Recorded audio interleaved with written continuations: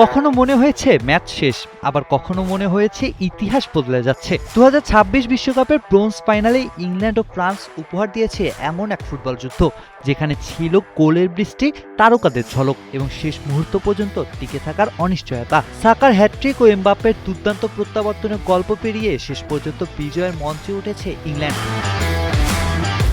ম্যাচের শুরুতেই ইংল্যান্ড যেন ঝড়ের গতিতে এগিয়ে যায়। মাত্র 134 সেকেন্ডের মাথায় ডেকল্যান রাইস বক্সের বাইরে থেকে অসাধারণ এক শটে বল জালে পাঠিয়ে দলকে এগিয়ে দেন। এরপর বুকায়ো সাকার একটি গোল অফসাইডের কারণে বাতিল হলেও ইংল্যান্ড থামেনি। এসডি কনসার গোলে ব্যবধান দ্বিগুণ হয়। প্রথমার্ধের শেষ দিকে সাকা যেন নিজের সেরা রূপে আবির্ভূত হন। দ্রুত 2 গোল করে হ্যাট্রিক পূর্ণ করেন তিনি।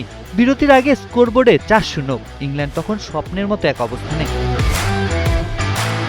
কিন্তু বিশ্বকাপের মঞ্চে ফ্রান্সকে কখনোই সহজ প্রতিপক্ষ ভাবা যাবে না। দ্বিতীয়ার্ধে মাঠে নামে এক নতুন ফ্রান্স।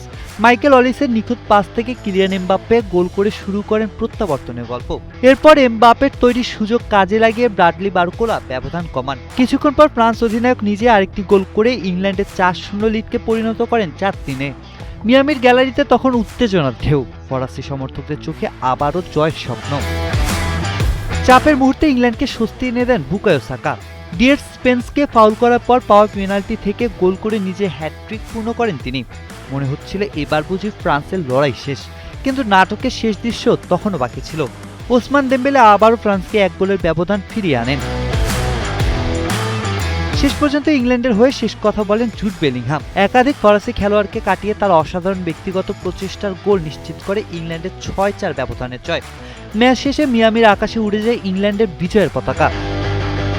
ম্যাচ সেরা পুরস্কার ওঠে বুকায়ো সাকার হাতে। হ্যাট্রিক করে তিনি শুধু ইংল্যান্ডকে জয় এনে দেননি, নিজের নামও লিখেছেন বিশ্বকাপের স্মরণীয় মুহূর্তগুলোর তালিকায়।